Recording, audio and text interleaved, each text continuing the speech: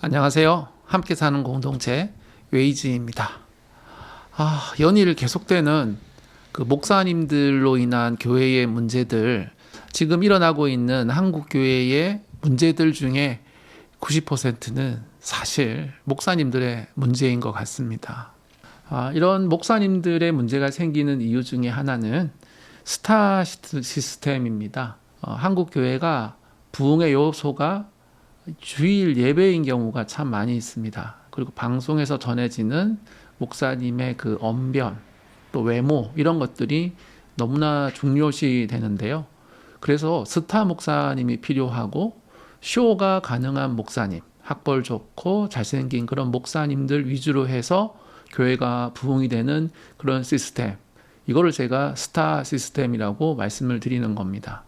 마치 인기 연예인처럼 잘해서 교인을 잘 모으면 처우가 많이 좋아집니다. 큰 교회 목사님은 월급이 상당히 많습니다. 반대로 작은 교회 목사님들은 200만 원도 받지 못하는 그런 목사님들이 절반 이상이 될 거라고 저는 생각을 해요. 이것이 바로 스타 시스템의 문제입니다. 이런 스타 시스템은 목사님들의 성품과 인격은 그렇게 중요시 되지 않고 오로지 상품성이 굉장히 중요해지는 거죠. 최근 부산의 포도원 교회 김문훈 목사님 같은 경우도 자기의 리더십 같은 거를 보강을 하기 위해서 직원들을 막 몰아붙인 거죠. 그런 과정에서 마치 정신과 치료를 받아야 될 것만 같은 그런 행동들을 하게 되었던 것입니다. 한국 교회가 스타 시스템으로 인해서 교회도 많이 크고 했지만 결국 이거의 부작용이 지금 나오는 것 같아요. 두 번째 문제는 권위의 문제입니다. 권위는 어느 정도 있어야 교회 운영에도 편하고, 또 같은 말을 권위가 있는 사람이 했을 때와 권위가 없는 사람이 했을 때의 그런 차이가 있잖아요. 그래서 권위는 어떻게 보면 있어야 되는 건 맞는 것 같은데 오용되거나 남용이 될 경우에 좀 문제가 생기는 것 같아요. 목사님들의 성범죄 같은 경우는 이 권위와 연결이 되어 있는 경우가 많은 것 같습니다. 성기능이 왕성한 남자가 불륜을 저지르는 거는 가능성이 있는 일이죠. 문제는 한 명에 그치지 않는다는 겁니다. 피해자가 수십 명이 생기고 나서야 문제가 드러나는 거죠. 작년에 그런 문제로 이제 재판을 받고 있는 목사님이 계신데, 자기는 다윗이고 너는 밧세바다. 다윗과 밧세바를 통해서 태어난 게 솔로몬이잖아요. 수십 명을 각각 따로따로 그렇게 성관계를 가졌다는 겁니다. 권위가 있으니까 그 권위가 남용되어서 옳지 않은 말을 하는데도 교인들은 그거를 마치 하나님의 얘기인 양 들으면서 그냥 당하고 있었다는 거죠. 이런 권위로 인한 성범죄 같은 경우는 한 명의 피해자에 그치는 게 아니라 수십 명의 피해자가 쌓여서 더 이상 수습할 수 없을 상황까지 간 뒤에야 이제 드러나서 교회를 힘들게 하는 그런 경우가 있기 때문에 더 문제가 큰 것 같습니다. 그리고 세 번째는 돈의 문제입니다. 이건 첫 번째 문제, 스타 시스템과도 관련되어 있는 건데, 한국 교회 개신교 같은 경우는 한 목사님이 위임을 받아서 평생을 잇는 그런 시스템이에요. 우리나라 같은 경우 잘 되는 교회, 평판이 좋은 교회일수록 그 목사님은 은퇴할 때까지 그 교회에서 목회 활동을 하고, 심지어는 은퇴하고 나서도 주기적으로 설교를 하는 경우가 있습니다. 예를 들면은 분당에 있는 지구촌 교회라든지 은퇴한 지 거의 7, 8년 된 것 같은데 계속해서 한 달에 한두 번씩 설교를 하고 계시고요.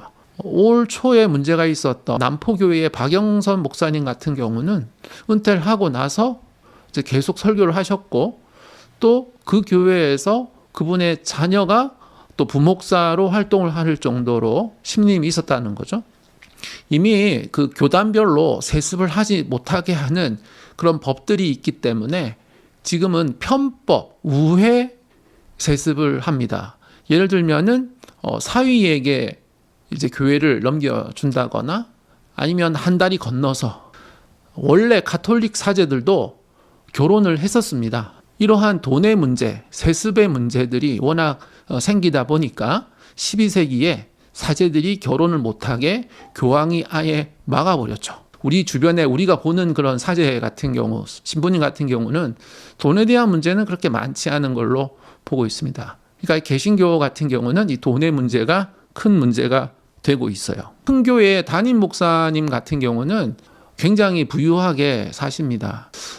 속설에 의하면 등록교인, 성인교인 500명이 모이면 목사의 자녀 유학까지 보낼 수 있다는 말이 있을 정도예요.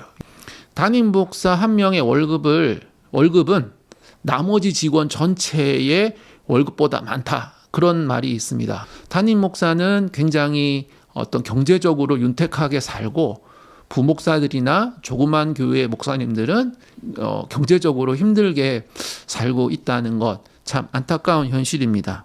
지금 작은 교회 목사님들이 교회가 그런 돈을 줄 형편이 안 돼서 못 받는 거지, 만약에 교회가 돈이 있으면 어떻게 해서든지 자기의 월급을 좀 윤택하게 가져갈 거라고 저는 그렇게 생각을 해요.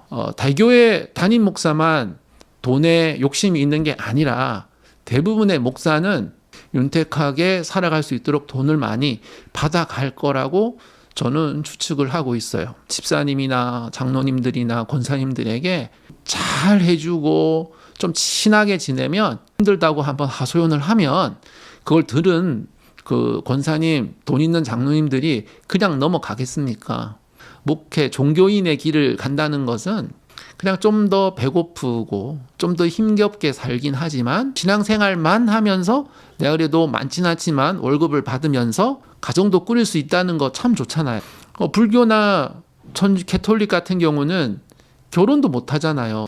돈까지도 안정이 되려고 하는 그 욕심이 참 많은 것 같다는 것, 참 저는 좀 안타깝게 생각을 합니다. 한국 교회 교인들은 어떻게 해야 될지에 대해서 말씀을 해보겠습니다. 첫 번째는 목사님과 거리를 좀 두는 게 좋다고 생각을 합니다.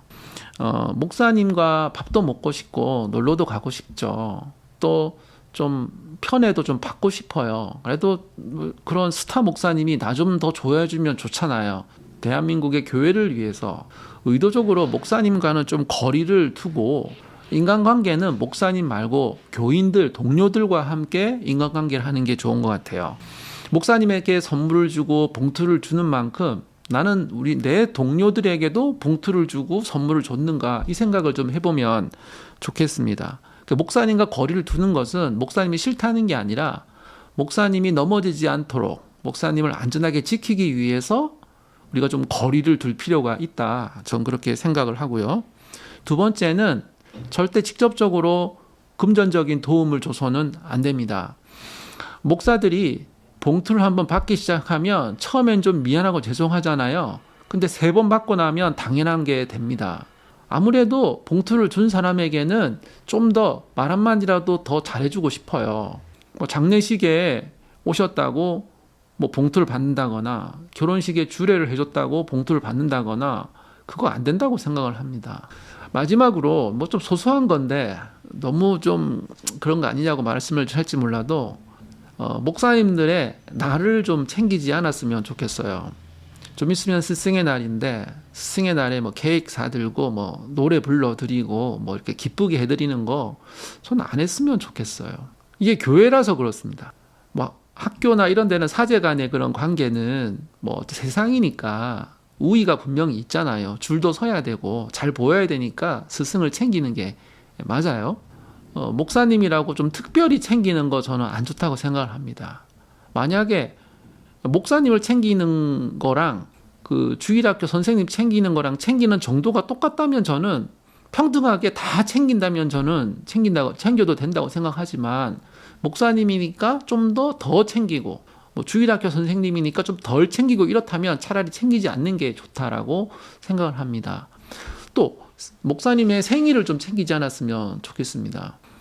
점심 이렇게 같이 나눠 먹잖아요. 근데 목사님 생일에는 더 좋은 메뉴가 생기고 꽃다발과 케이크를 준비해서 노래를 불러드리고 그렇게 하고, 근데 그런 생일 챙기는 게 모든 교인을 그렇게 똑같이 챙긴다면 평등한 입장에서 그 챙김을 받는다고는 맞다고 생각을 해요. 근데 다른 분들은 그렇게 안 챙기면서 목사님이라고 담임 목사님이라고 더 많이 챙기는 거는 그리고 그거 작은 하나가 모여서 목사를 신격화하고 우상화로 가는 그런 길이 아닌가라고 생각을 합니다. 한국 교회의 문제는 90%는 목사의 문제입니다. 목사의 문제는 또 교인의 문제입니다. 목사의 세계에서는 자정 능력이 없다고 봐야 됩니다. 교인들이 나서서 목사님을 잘 이끌어 줘야 됩니다. 목사님이 스스로 우상화가 되지 않도록, 스스로 자만심을 가지고 빠지지 않도록 교인들이 도와줘야지 목사가 순수한 마음으로 은퇴할 때까지 목회를 할 것입니다. 오늘 말씀이 여러분의 도움이 되었으면 좋겠습니다. 시청해 주셔서 감사합니다.